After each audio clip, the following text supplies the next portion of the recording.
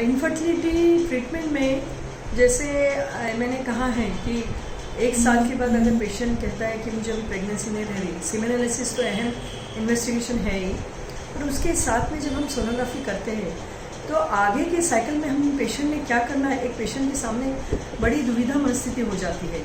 तो पेशेंट के blood test हो जाते हैं, हस्बैंड के ब्लड टेस्ट होते हैं, सीमेन एनालिसिस हो जाता है। तो ऐसे पेशेंट में अगर सोनोग्राफी सब नॉर्मल होगा और पेशेंट को 1 ईयर हो गया होगा तो ऐसे पेशेंट्स में डेफिनेटली फॉलिकुलर स्टडी करना चाहिए। यानी फिर उनको हम पेशेंट्स को ब्लड टेस्ट नॉर्मल रहे तो एमसी के सेकेंड डे से हम टैबलेट्स देते हैं उनको, जिसको ओवुलेशन इंडक्शन ड्रग्स बोला जाता है।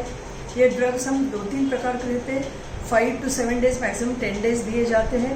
ये देने के बाद फिर हम इनका फिर अंडा बढ़ रहा कि नहीं देखते हैं। फर्स्ट फॉलिकुलर स्टडी यानी अंडा बढ़ रहा कि नहीं ये देखना, इसको अंग्रेजी में फॉलिकुलर स्टडी बोला जाता है या ओवुलेशन मॉनिटरिंग। तो फिर हम सेकेंड डे फर्स्ट सोनोग्राफी करते हैं।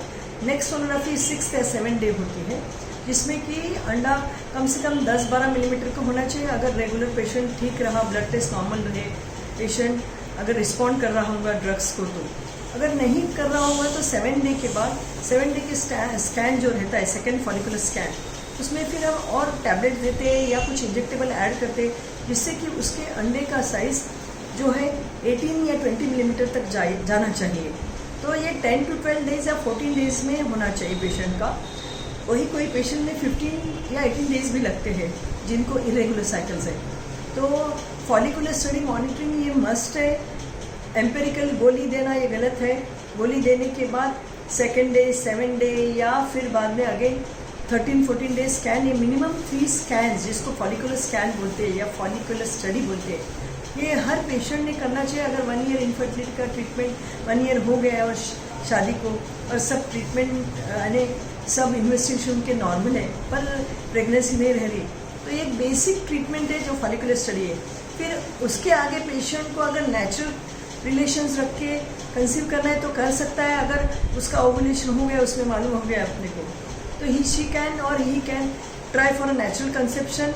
या पेशेंट में कुछ सब्टल प्रॉब्लम्स, या कुछ पेशेंट में ऐसा है कि थोड़ा सा स्पर्म्स कम है या उसके ओवुलेशन का कुछ प्रॉब्लम है, डिलेड ओवुलेशन, तो ऐसे केसेस में, या हस्बैंड का मेजर प्रॉब्लम है, तो ऐसे केसेस में हम डेफिनेटली IUI कर सकते हैं।